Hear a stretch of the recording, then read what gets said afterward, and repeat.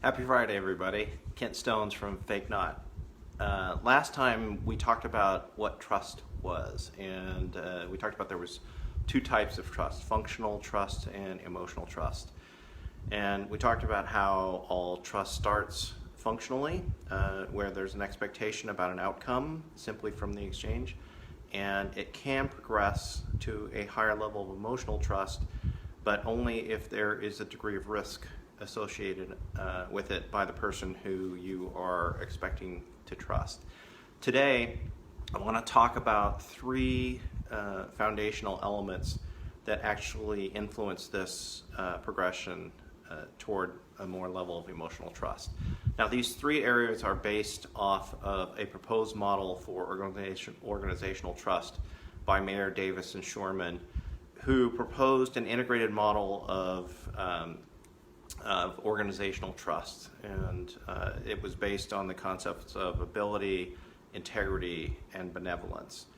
And I really liked the way that they framed up this model, because it's very clear, it's very concise, and when you talk to business people about it in this way, it resonates. And we'll talk a little bit about what each one of those mean. But we've actually taken this and added it into a more expansive model of trust that we think better incorporates and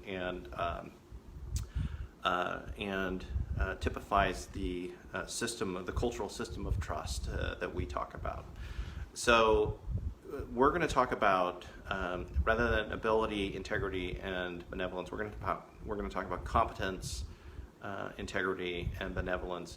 We use the term competence because we think it is a little more encompassing than just simply ability, which is a skill or a talent or so forth. And competence starts to look at how well you are at being able to actually deliver that ability. So competence, if we think about it, is kind of the classic and traditional brand positioning work that we've always done. Don't get me wrong, it's very, very important and work that we have to do, but it is the quality, the feature set, the technology required, the distribution system. You know, a lot of the 4 Ps that, or 5, whichever model you decide to follow.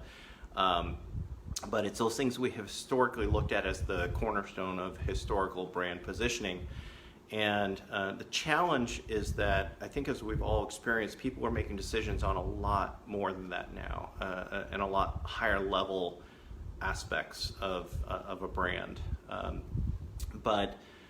If you think about it, these areas have simply become table stakes. If you think about your setting your brand strategy, feature differentiation and advantage used to be one of the cornerstones, but now in this era when I think everything can be reverse engineered so quickly and copied and brought to market so fast, that we just have to simply look at those as a short-term strategy and as a short-term foundation for functional trust.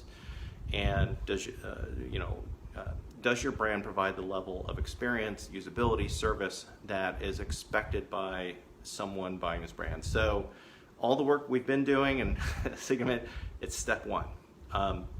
So the next step that we'll be focusing on is about integrity. And think of this as the set of principles or values that someone expects your organization or your brand to live by. And frankly, this is where a lot of brands are focused right now.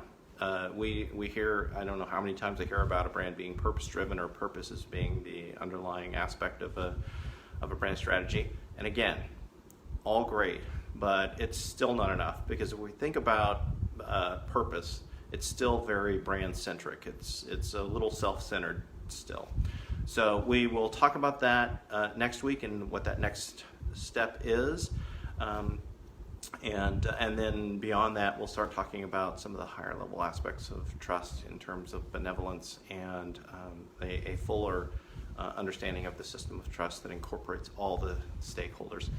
I hope everyone had a great 4th of July this week and a good weekend, and we will continue these discussions about trust and the foundation of trust and what's driving it and creating it in this time when so much seems fake.